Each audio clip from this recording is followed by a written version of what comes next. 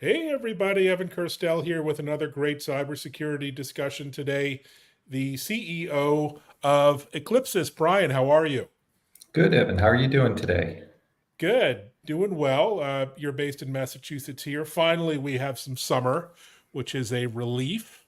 Um, but nice to see you. I'm excited to dive into everything you guys do, in particular in light of Black Hat coming up. There's an extra focus now on security and some additional attention there. Before that, maybe just introduce yourself and at a high level, who is Eclipses? Sure. So, Brian Champagne, CEO of Eclipses. Background actually came up as a CTO through organization. So, I actually bring a technical background to the organization. Eclipses is a company. What we do is we kind of looked at the cybersecurity landscape and said, well, people, as data flows outside, people are trying to steal it.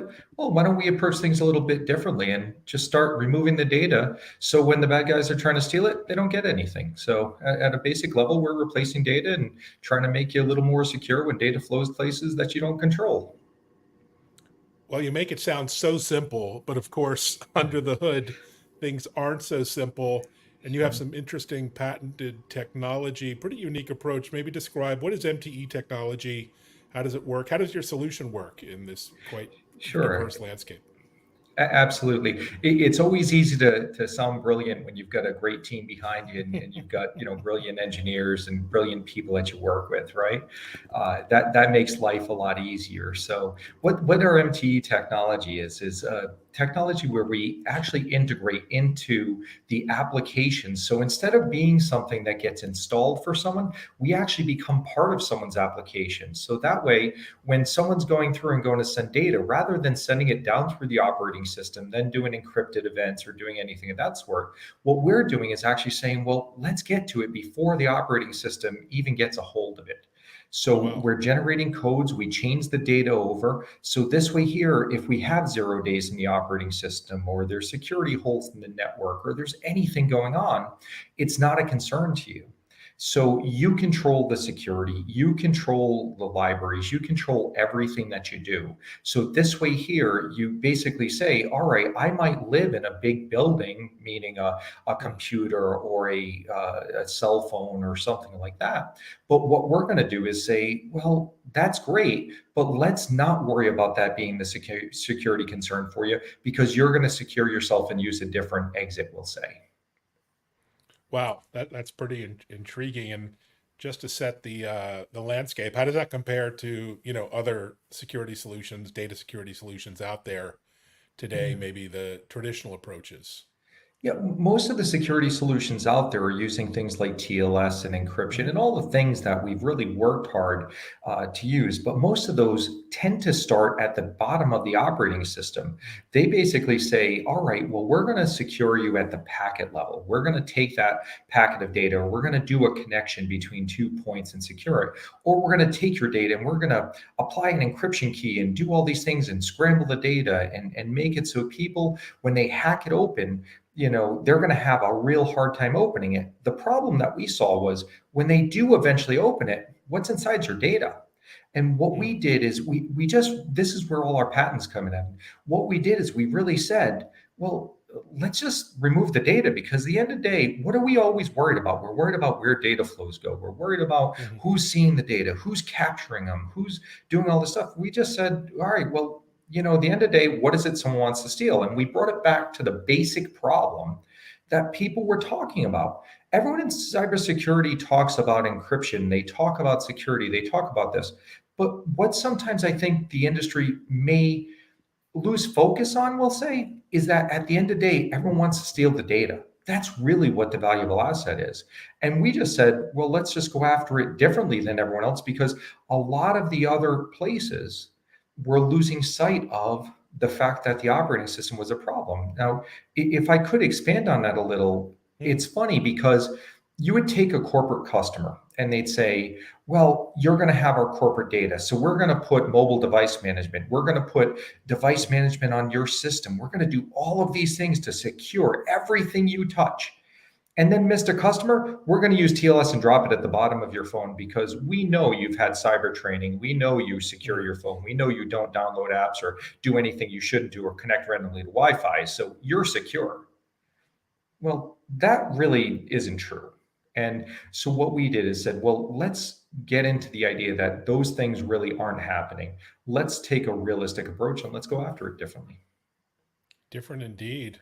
Yeah. Um, Now, are there certain industries or unique verticals you're going after? I mean, there's a lot of sensitivity in healthcare, for example, and government agencies. Where's your sweet spot, would you say? Or is it applicable everywhere? I really think it's applicable everywhere. And the reason for it is because when you think about it, if we took a government agency or we took healthcare, they're providing a service to you and you connecting to them, you're paying them for the service, they're protecting you, they're doing all those things. But, as I've heard several times, and people are starting to realize, when you connect to something that's a free service and you're putting personal information in, the object being sold isn't the application, it's you. So at that point, your personal data is where you want to make sure it's being, kept personal. So a lot of people that we're dealing with are companies that, you might be buying something from, you might be providing some kind of information to, because they want to keep your information private because you are the asset that they're dealing with, whether it's the heuristics of what you do, whether it's the data that you buy, the surveys you Hmm. take, whatever it may be. All of a sudden those start becoming important information, and for those industries they're starting to look at it differently. This really comes down also in the US, as you know, Evan. The administration's taken a real different look at Mm, cybersecurity and said if something happens you have to report it. hmm. Well, really think about that question. Why are they saying you have to report something if it goes? Now, they're not saying, okay, if there's a cybersecurity incident, oh my God, you got to report it because it's something we're going to do something about. They're not doing anything about it. They can't.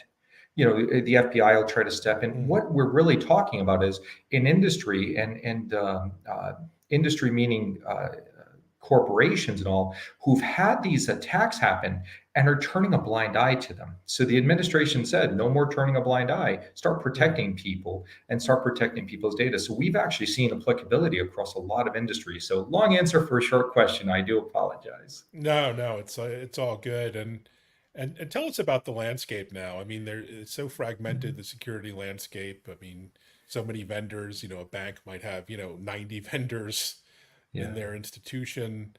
Um, how do you navigate this space? How do you see yourself? Are you sort of the last security solution someone might need, maybe, if you're fundamentally protecting the data where it is? I think we're just the next evolution of all the work that people have done. And the reason I say that is if anyone thinks the people who worked on TLS and worked on encryption weren't trying to keep bad guys out, you're not paying attention. We Hmm. have diligent people in our industry and in our technology that are out there just trying the best to protect people. What we're saying is the technology we had limitation based on what level we tried to protect from, meaning the network. We're just saying that why don't we take it to the next level and go out and protect the data differently because of the attack vectors? Because as we all know, a hacker is going to attack the weakest link in the chain. And when we look at the number of 0 days, whether it's operating systems for your cell phone, your IoT device, your computer, whatever it may be, those have proven to be a real problem for the industry to handle. And when you really think about it, why is it such a problem? Well, let's say we have a company making an operating system, and I don't want to name names, we all know who they are. They make an operating system. Their job is to make your application run as quickly as possible and try to be secure. But there's a lot of code and there's a lot of moving parts to that.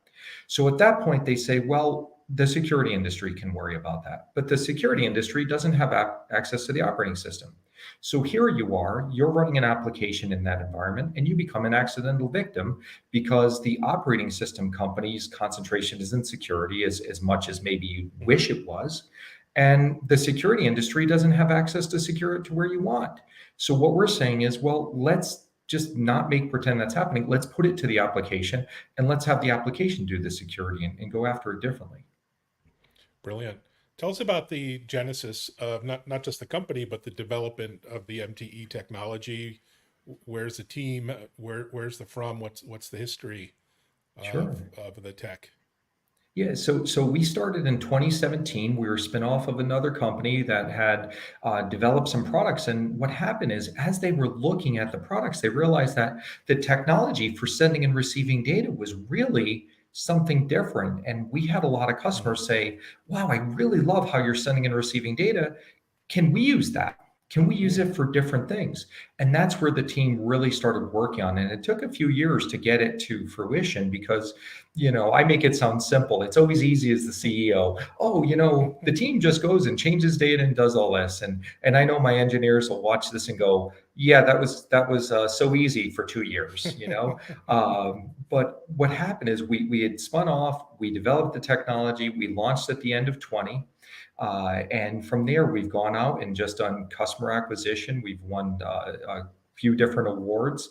And we're a technology that you might be using day to day because we build into the back end of people's applications. We build in with the corporations. So, we handle voting in Canada. We've handled IoT devices across the world, mm. websites that people have gone to that they don't even realize with, tens and hundreds of millions of users using our technology and not people not even knowing that we're in there. Yeah, best kept secret. It can be a good and a bad thing Yeah, sometimes. And so, what sure, is your go to sure. market like? How do you engage customers? Is it the developers and the integrators, or can you work directly with enterprises kind of as well?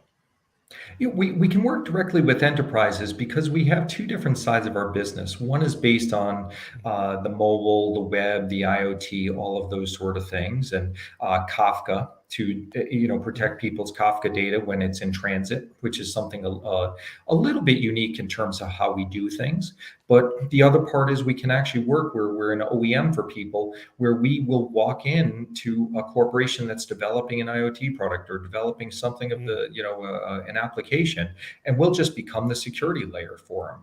So mm. you see companies like Liveplex and Apex IQ and all these great companies we do business with, where we're out there integrated into them and working with them and doing really positive things with them. Yeah, so interesting. I mean, finally, security isn't an afterthought as it has been for so long. So, Yeah, what's next? I mean, what are some of the opportunities over the next year or two that you're pursuing? Any next big things that you're keeping your eye on, trends sure. or other things? Well, we're looking towards Kyber and going towards quantum resistant Oh wow. technologies. So we're actually at the final stages of developing that because one of the things that we've done, Evan, that was a little different is when we looked at this problem, we didn't just see a problem of data in the application not being secure. We realized that there was a problem with inconsistency of data protection across operating systems and environments. So, in our talk here, you've heard me talk about IoT and mobile and web and all of these. Well, you think about that from a security perspective. You're talking about Android, Apple, Mm, Microsoft, possibly Robot OS. There's all of these different operating environments you're talking about there.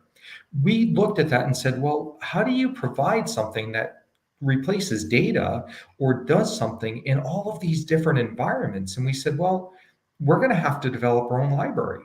So we actually developed our own cryptographic library called ECL, or the Eclipses wow. cryptographic library, that runs across all of those operating environments. So we run the same. So what that's allowed us to do is where other people are saying, well, let's see what Microsoft does, let's see what Apple, Android, etc., do. We actually did it ourselves. So Mm. all of our customers are going to have the advantage of actually being ahead of the curve in terms of all of the new securities that are coming out versus quantum because we're doing them. And when you use our stuff, you're not using the operating system libraries, you're using ours. So pretty cool. That is very cool. Wow, super exciting. And tell us about your journey into Sure. this venture. And you've been around the houses a few times doing this kind of Yeah. work. What attracted you to this current opportunity? Yeah, well, I had started my life with companies like EMC and companies like that, and went out, started my own company, built it up, sold it off, helped sell several other companies as an executive. And you're sitting there, and as I joked with everyone, I was a professional golf scramble player, playing every Monday for different charities and enjoying life. And then had the pleasure of meeting our chairman, John Nachiff, and different members of the team, and David Gomes, and some other members. And once I realized how cool the technology was and what we could do to protect people, I just said, that engineer light bulb went off and said, this is really cool. And when you get out in the industry, you really thirst for the ability to do something cool. My job at EMC was on integration of third-party products and developing Mm, snapshotting technology. So for me, I was used to working on high-level technologies and doing something that was different than what other people did. And what I saw in Eclipses was a company that had that type of excitement, that really made you get up in the morning and say, "Man, we're gonna do something different here." And so it was really a lot of fun, and it's been a great journey getting in. We've got a great investor group, and just great team members to work with. fabulous. Well, so fun. Such important work. So, wonderful Yeah, mission. What are you, as I can't believe it's August already, but what are you yeah. excited about rest of the summer? Any travel professionally, personally? You must have a busy season coming up out there in tech land. Yeah, there's so many trips to do, and so many different things going on. The excitement behind cyber, and just Mm, personally, just great things going on. It's some of the most exciting time in technology that I've seen in a long time. And I know with your background, you've seen things change over and over, and you've seen the stagnation of certain industries. And what we're seeing is really people starting to say, we need to think differently. So for me, as a former technologist, or you just look at these things and say, wow, this is really cool. And you see a lot of great people come together. So we're looking to get out to some of the different conferences out there and talk to some people, meet old friends, and hopefully travel a bit and play some golf, Evan. So always a good right. goal. Well, thanks so much for Yeah. sharing, the vision and the mission. It's super exciting. Yeah. And thanks everyone for watching. Reach out to myself or Brian, particularly if you're at Black Hat. This is an interesting time on social media. There's a ton of excitement around these topics. We look forward to your feedback. Thanks so much, Brian. Thanks for Evan, joining always me. a pleasure.